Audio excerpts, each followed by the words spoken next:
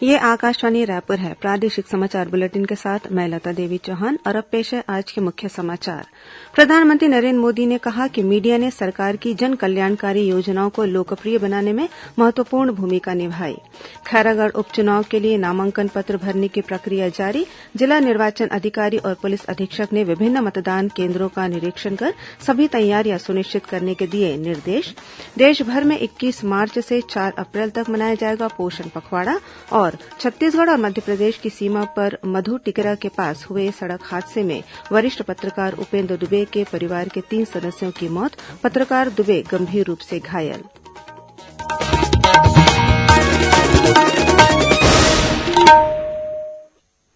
अब समाचार विस्तार से। प्रधानमंत्री नरेन्द्र मोदी ने कहा है कि मीडिया लोगों का जीवन बदलने में सकारात्मक भूमिका निभा सकती है।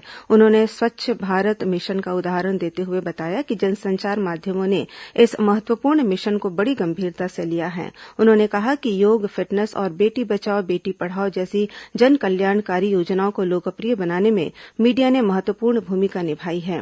प्रधानमंत्री ने कल प्रमुख मलयालम दैनिक मातृभूमि के शताब्दी वर्ष समारोह का वीडियो कॉन्फ्रेंसिंग के माध्यम से उद्घाटन किया। श्री मोदी ने नए भारत के निर्माण अभियान में मीडिया के सकारात्मक प्रभाव के बारे में विस्तार से जानकारी दी।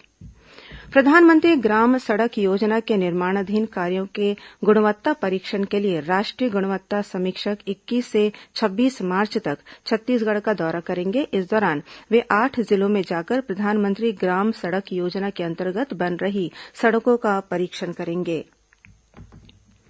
11वीं एशियन कुरास चैंपियनशिप के लिए छत्तीसगढ़ के 2 खिलाड़ी सहित 1 कोच का चयन हुआ है। कुरास एसोसिएशन ऑफ छत्तीसगढ़ के अध्यक्ष रवि वर्मा ने बताया कि इस चैंपियनशिप के लिए एसोसिएशन के परिचय मिश्रा को भारतीय टीम का कोच नियुक्त किया गया है। साथ ही भिलाई के खिलाड़ी राहुल कुमार और दिव्या कुमारी को भारतीय टीम में शामिल किया गया है। राहुल कुमार का चयन 73 किलोग्राम और दिव्या कुमारी का चयन 57 किलोग्राम वर्ग में हुआ है। यह स्पर्धा तजाकिस्तान में 17 से 21 मार्च तक आयोजित की जा रही है। खैरागढ़ उपचुनाव के लिए इन दिनों नामांकन पत्र भरने की प्रक्रिया जारी है।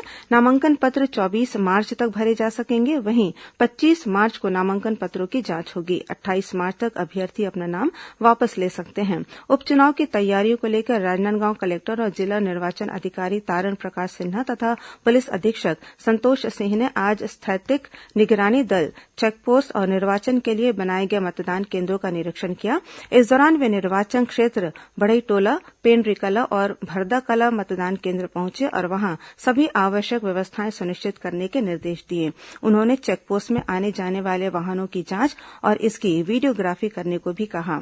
गौरतलब है कि खैरागढ़ उपचुनाव के लिए 12 अप्रैल को मतदान होगा। वहीं मतगणना 16 अप्रैल को होगी। खैरागढ़ विधानसभा सीट जनता कांग्रेस छत्तीसगढ़ के विधायक देवव्रत सिंह के निधन के बाद से रिक्त है। उत्कृष्ट स्वास्थ्य सेवा और मरीजों के बेहतर इलाज उपलब्ध कराने के लिए छत्तीसगढ़ के 6 सरकारी अस्पतालों को केंद्रीय स्वास्थ्य मंत्रालय द्वारा राष्ट्रीय गुणवत्ता आश्वासन मानक प्रमाण पत्र प्रदान किया गया है। इनमें जशपुर जिले का प्राथमिक स्वास्थ्य केन्द्र भेलवा और फरसाबहार, रायपुर जिले के 3 शहरी प्राथमिक स्वास्थ्य केन्द्र चंगोराभाटा, उरला और भनपुरी, कोरबा जिले के ढोडीपारा और दुर्ग जिले का चरौदा शहरी प्राथमिक स्वास्थ्य केन्द्र शामिल हैं। साथ ही जगदलपुर जिला अस्पताल और लोरमी सामुदायिक स्वास्थ्य केन्द्र को गर्भवती महिलाओं की अच्छी देखभाल के लिए लक्ष्य प्रमाण पत्र प्रदान किया गया है।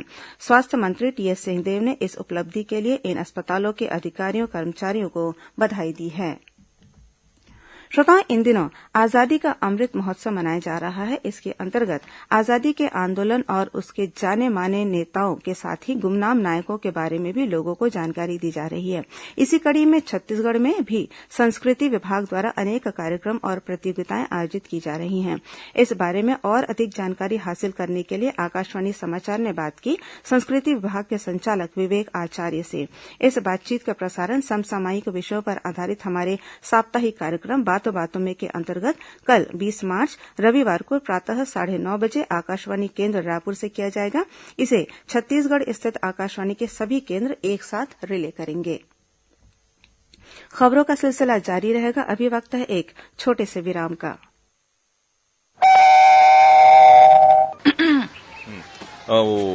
राजू बेटा जी, तुम्हारी मम्मी ने तुमसे कुछ बात करनी थी। हाँ माँ। कुछ नहीं बेटा, कल तू इंजीनियरिंग कॉलेज जा रहा है ना, घर से दूर पहली बार। अरे मेरी दाम, आप बात करो ना, मैं आती हूँ। क्या बात करनी है पापा? तो बेटा वो H फॉर हिप्पोपोटामस काफी परेशान है ना? हा? बच्चों से H4 HIV के बारे में खुल के बात करना किसी इम्तिहान से कम नहीं, पर उन्हें असुरक्षित यौन संबंध और संक्रमित सुई से बचे रहने की सलाह तो देनी पड़ेगी। तो दीजिए और कीजिए उनकी परवरिश का असली इम्तिहान पास। सरकारी अस्पताल में HIV की जांच और इलाज गुप्त और मुफ्त। HIV से बचाव, लाइफ का असली इम्तिहान। छत्तीसगढ़ राज्य एड्स नियंत्रण समिति द्वारा जनहित में जारी। प्रादेशिक समाचार आप आकाशवाणी रायपुर से सुन रहे हैं और अब आगे बढ़ते हैं बाकी के समाचारों की ओर। केंद्र सरकार के निर्देश पर देशभर में 21 मार्च से 4 अप्रैल तक पोषण पखवाड़ा का आयोजन किया जाएगा। पोषण पखवाड़ा के अंतर्गत सुपोषण चौपाल, पोषण पंचायत बैठक, साइकिल रैली, प्रभात फेरी, वेबिनार और स्कूल तथा समुदाय आधारित गतिविधियां आयोजित की जाएंगी। वहीं स्व सहायता समूह, युवा समूह और कृषक समूह की बैठकें भी होंगी। इसके अलावा हाट बाजार, व्यंजन प्रदर्शनी, गृह भेंट के माध्यम से सलाह परामर्श, ग्रामीण शहरी स्वास्थ्य स्वच्छता और पोषण दिवस जैसे कार्यक्रम भी आयोजित किए जाएंगे। पोषण पखवाड़े के दौरान आंगनबाड़ी केंद्र स्तर पर लक्षित हितग्राहियों को प्रदान की जाने वाली सेवाएं, बच्चों का वजनीकरण और ऊंचाई लंबाई आदि की जानकारी पोषण ट्रैकर ऐप में प्रविष्ट करने के निर्देश दिए गए हैं। श्रोता, आकाशवाणी के रायपुर केंद्र द्वारा कल शाम 6:30 से 6:35 तक जिले की चिट्ठी कार्यक्रम का प्रसारण किया जाएगा।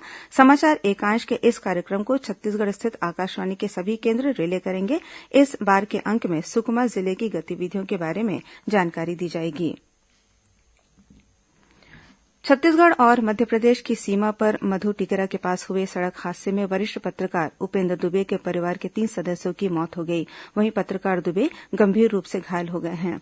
मिली जानकारी के अनुसार ये सभी एक कार में सवार होकर पारिवारिक कार्यक्रम में शामिल होने सूरजपुर से वाराणसी जा रहे थे। इसी दौरान आज सुबह उनकी कार छत्तीसगढ़ और मध्यप्रदेश की सीमा पर मधु टिकरा के पास अनियंत्रित होकर पेड़ से जा टकराई। इस हादसे में पत्रकार उपेन्द्र दुबे की मां, पत्नी और उनके पुत्र की मौके पर ही मौत हो गई। गंभीर रूप से घायल पत्रकार दुबे को अंबिकापुर के निजी अस्पताल में भर्ती कराया गया है।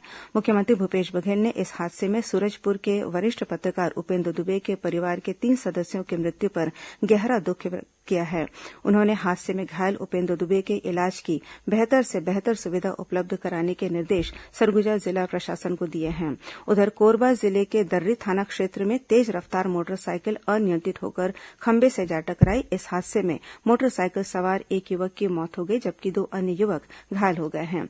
इधर महासमुंद जिले के परसदा के पास अज्ञात वाहन की ठोकर से मोटरसाइकिल सवार एक जवान की मौत हो गई। यह जवान केंद्रीय रिजर्व पुलिस बल के 188वीं बटालियन कोंडागांव में पदस्थ था। वर्तमान में उन्हें पारिवारिक कारणों की वजह से रायपुर में अटैच किया गया था। वहीं महासमुंद जिले में कोतवाली थाना क्षेत्र के बरौंडा बाजार तालाब में नहाने के दौरान 3 बच्चे डूब गए। इनमें से एक बच्चे का शव बरामद कर लिया गया है। वहीं 2 अन्य बच्चों को स्थानीय लोगों की मदद से बचा लिया गया, जिसे अस्पताल में भर्ती कराया गया है। राष्ट्रीय कोविड टीकाकरण अभियान के अंतर्गत देश में अब तक 181 करोड़ से अधिक टीके लगाए जा चुके हैं।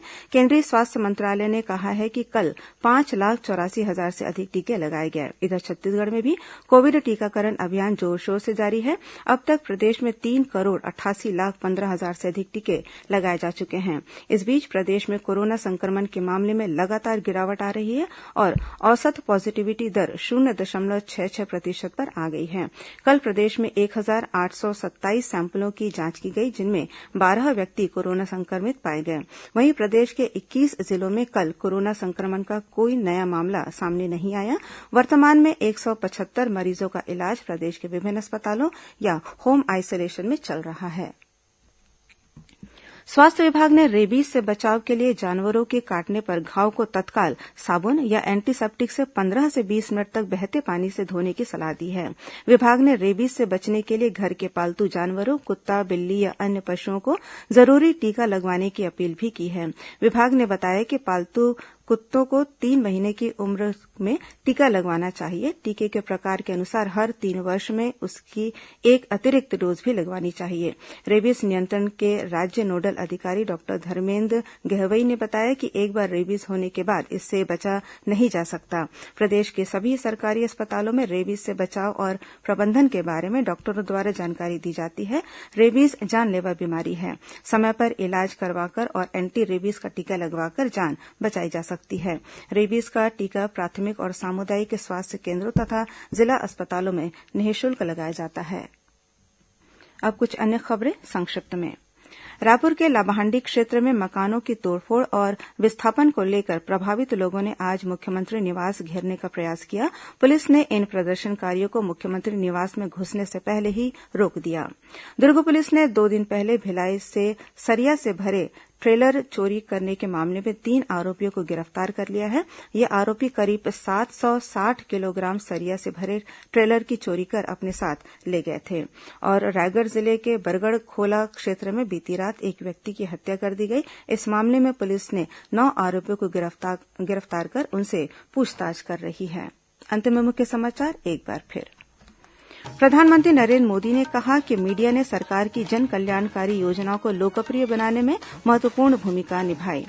खैरागढ़ उपचुनाव के लिए नामांकन पत्र भरने की प्रक्रिया जारी। जिला निर्वाचन अधिकारी और पुलिस अधीक्षक ने विभिन्न मतदान केंद्रों का निरीक्षण कर सभी तैयारियां सुनिश्चित करने के दिए निर्देश। देश भर में 21 मार्च से 4 अप्रैल तक मनाया जाएगा पोषण पखवाड़ा। और छत्तीसगढ़ और मध्यप्रदेश की सीमा पर मधुटीकरा के पास हुए सड़क हादसे में वरिष्ठ पत्रकार उपेंद्र दुबे के परिवार के 3 सदस्यों की मौत। पत्रकार दुबे गंभीर रूप से घायल। इसी के साथ प्रादेशिक समाचार बुलेटिन समाप्त हुआ। नमस्कार।